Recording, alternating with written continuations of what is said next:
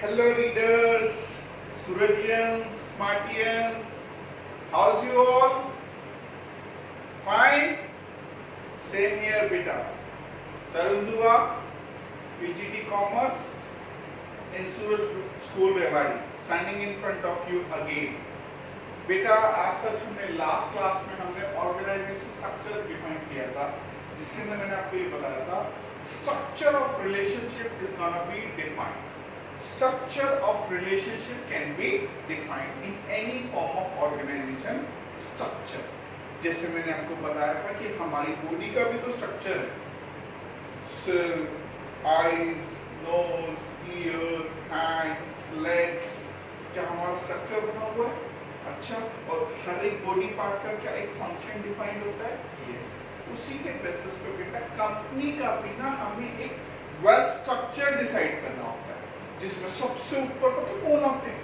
Share holders, because share holders are the owner of a company.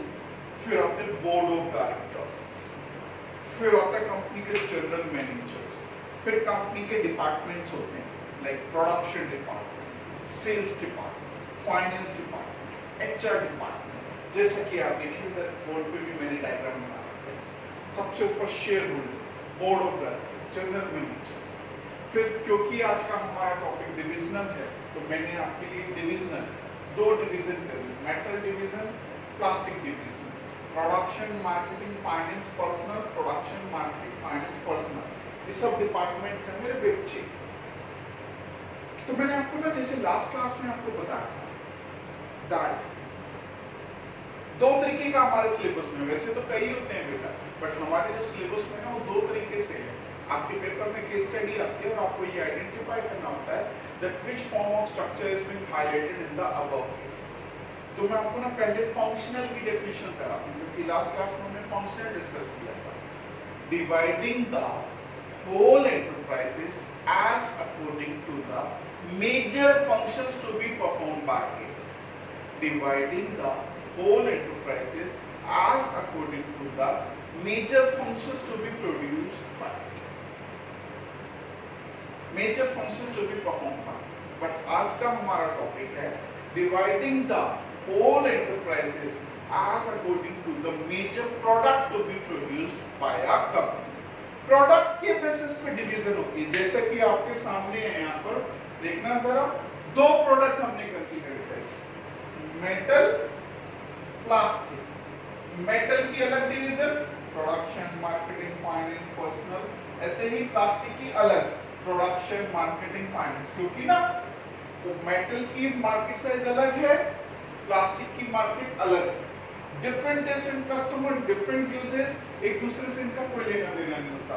तो क्या इसका production अलग होना चाहिए? यस. अब देखो ना, एक इंडिविजुअल यहाँ पर आया तो एक इंडिविजुअल ये आया. प्लास्टिक का प्रोडक्शन अलग होगा मैनेजर, मेटल का अलग. तो क्या एक ही फंक्शन को दो बार करा गया? यस. इससे हमारी कंपनी की ना डुप्लीसिटी ऑफ फंक्शन होती है. डिविजनल हमारा लिटिल बिट कॉस्टिंग तो बढ़ती है डिविजनल में, बट डिविजनल में हमें बेनिफिट्स भी होते हैं. ठीक है, डिविजनल में क्योंकि हमें ना बेनिफिट ऑफ स्पेशलाइजेशन मिलता है. आप मेरी बात को समझ पा रहे हैं? हाँ सर. चलिए आगे बढ़ते हैं. एक बार सुनना जरा. प्रोडक्शन डिपार्टमेंट, प्रोडक्शन डिपार्टमेंट, ध्यान से सुनो. As according to the major functions to be perform by it. Functional था. डिविजनल में क्या आया हमारा? डिविजनल. सर थोड़ा सा डिविजनल को और बताना जरा. बेटा डिवीजन हमारी बुक की अगर हम नॉलेज को चेक करें तो सिर्फ और सिर्फ प्रोडक्ट के बेसिस पर होता है. बट मैं आपको बताता हूँ डिविजनल रीजनल बेसिस भी होता है, डिविजनल कस्टमर बेसिस पे भी होता है. जैसे कि रेलवे ने बेटा अपने 4 डिवीजन कर रखे हैं. Northern railway, southern railway, eastern railway, western railway. East, west, north, south, 4 division है. ऐसे ही हमारा institute of chartered accountant of India ने भी बेटा 4 डिवीजन कर रखे हैं. Northern division, southern division, eastern division, western division. जैसे नॉर्दर्न डिवीजन में मैं आपको बताऊं बेटा, जैसे कि मैं अपना ना आपको रजिस्ट्रेशन बताता हूँ, मेरा यूनिक रजिस्ट्रेशन है, मैं एक सीए स्टूडेंट हूँ बेटा, मेरा सीए फाइनल एग्जाम के जस्ट 3 पेपर्स लेफ्ट है, तो मेरे रजिस्ट्रेशन नंबर पता है क्या आपको, NRO 0234775, ये मेरी यूनिक आइडेंटिफिकेशन है। अब ICI ने ना इतने सारे बच्चों को मैनेज करने के लिए 4 डिवीजन, भैया नॉर्थ इंडिया के किसी बच्चे को कोई काम है तो वो NRO लेकर के नॉर्थ इंडिया के हेड ऑफिस में जाएगा। मेरी बात समझ में आ रही है? ऐसे ही इंडियन रेलवेज ने अपनी 4 डिवीजन है, तो क्या हमने डिवीजन रीजन बेसिस पे कर दिया? हाँ। कंपनी है बेटा, कंपनी के कुछ कस्टमर बहुत बड़े बड़े कस्टमर होते हैं, जैसे कि मान लो मैंने कोई बिजनेस स्टार्ट किया, फाइन, मैंने मेटल का बिजनेस स्टार्ट किया, मेरे ना कस्टमर, एक तो कस्टमर मेरा हीरो बन गया, हीरो कंपनी जानते हो ना, दावेडा से आगे है बेटा, इतनी बड़ी कंपनी है, तो बेटा मेरे लिए वो एक ही कस्टमर क्या बहुत है? हाँ। एक कस्टमर मेरा जनरल में डील करता है, तो ऐसे में मैंने क्या करा, मैंने ना अपने बिजनेस के 2 डिवीजन करे, एक हीरो कंपनी को डील करेगा और एक अनदर, तो ऐसे कस्टमर बेसिस पे डिवीजन किया है। बट आपके सिलेबस में बेटा स्कूल में आपके CBSE क्या बोलता है कि प्रोडक्ट डिवीजन है। अब प्रोडक्ट डिवीजन से पहले मैं आपको ना 2 डेफिनेशन पढ़ाना चाहूंगा बेटा। 2 तरीके से हम बिजनेस को एक्सपेंड करते हैं, एक होती है एक्सपेंशन स्ट्रेटजी, क्या होती है? एक्सपेंशन, बिजनेस को बढ़ाना है हमने तो 2 तरीके हैं, एक एक्सपेंशन,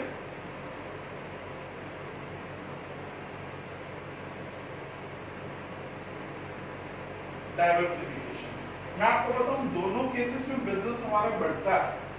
एक्सपेंशन के केस में पता है क्या होता है बेटा, हम अपनी प्रोडक्ट लाइन को बढ़ाते हैं,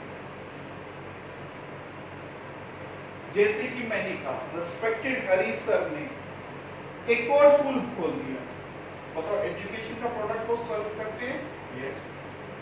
एजुकेशन लाइन में उन्होंने फरीदाबाद में एक स्कूल और खोल दिया, बताना जरा क्या रनिंग है बिजनेस इनटू एक्सपेंड कर दिया कि नहीं कर दिया? बढ़ गया बिजनेस, एक और स्कूल और खुल गया, ये क्या हुआ? एक्सपेंशन। डाइवर्सिफिकेशन का मतलब क्या होता है? Running a business into more than one product, हम एक प्रोडक्ट से ज्यादा में डील करें, हम एक प्रोडक्ट से ज्यादा में डील करें, ठीक है? क्लियर? जैसे कि मैंने कहा एक्सपेंशन में मैंने बताया हरीश सर ने क्या कर दिया बेटा, हरीश सर ने एक और स्कूल खोल दिया फरीदाबाद, ये क्या हुआ? एक्सपेंड कर लिया। डाइवर्सिफिकेशन में क्या कहूंगा, हरीश सर ने होटल खोल दिया 5 स्टार, क्या इसमें भी इनका बिजनेस बढ़ गया? हाँ। भाई स्कूल पहले थे, एक और होटल खोल दिया, जरा बताना क्या होटल को चलाने के लिए टीचर काम आएंगे ना?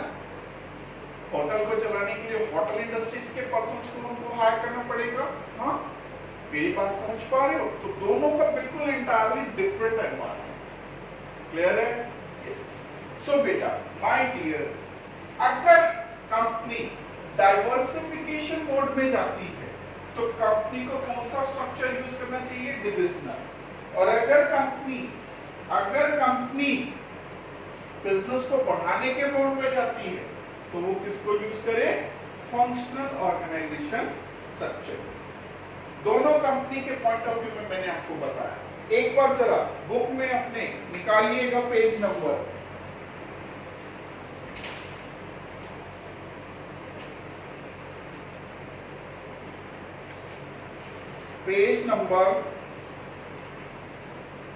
135। बेटा डिविजनल हेड्स को डेवलपमेंट होता है क्योंकि एक एक डिवीजन के हेड अपने आप में इंप्रूव कर पाते हैं। Divisional results can be assessed, हमें पता चल पाएगा कि प्लास्टिक के बिजनेस में कितना अर्न करा, मेटल के बिजनेस में कितना अर्न करा। क्विक डिसीजन मेकिंग, डिसीजन लेने की पावर बढ़ती है, हमारा बिजनेस को हम एक्सपेंड कर पाते हैं। Page number 135, conflict between divisional head. Divisional heads के बीच में ना कॉन्फ्लिक्ट हो जाता है। मैं ना आपको इसको एक स्टोरी की हेल्प से पढ़ाता हूँ। बेटा आपको ध्यान होगा मैंने आपको 11th क्लास में ना स्टोरी बताई थी बजाज।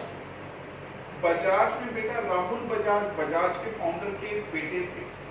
बेटा राहुल बजाज आजकल जिनकी पल्सर बाइक आती है, आपको अगर पता हो तो हिस्ट्री इनकी, तो ये लोग पहले चेतक स्कूटर में फेमस थे।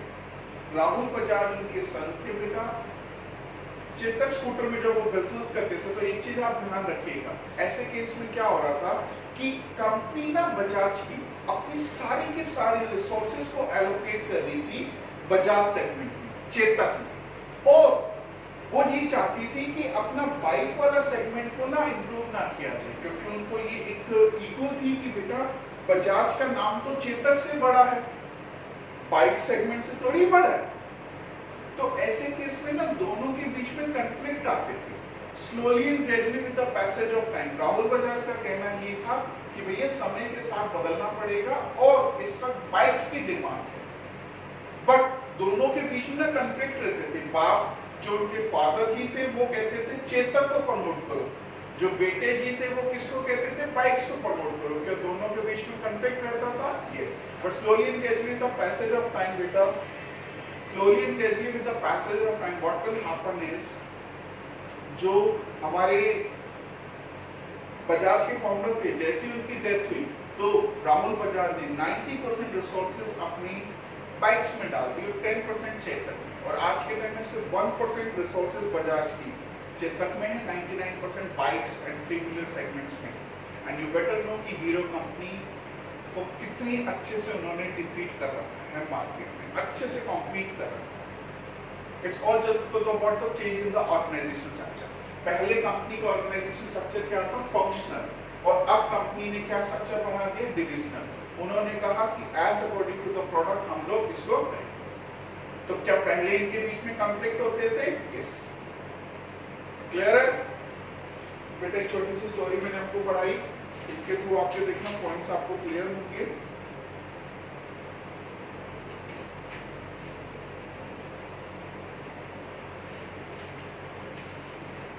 पेज नंबर 135 था।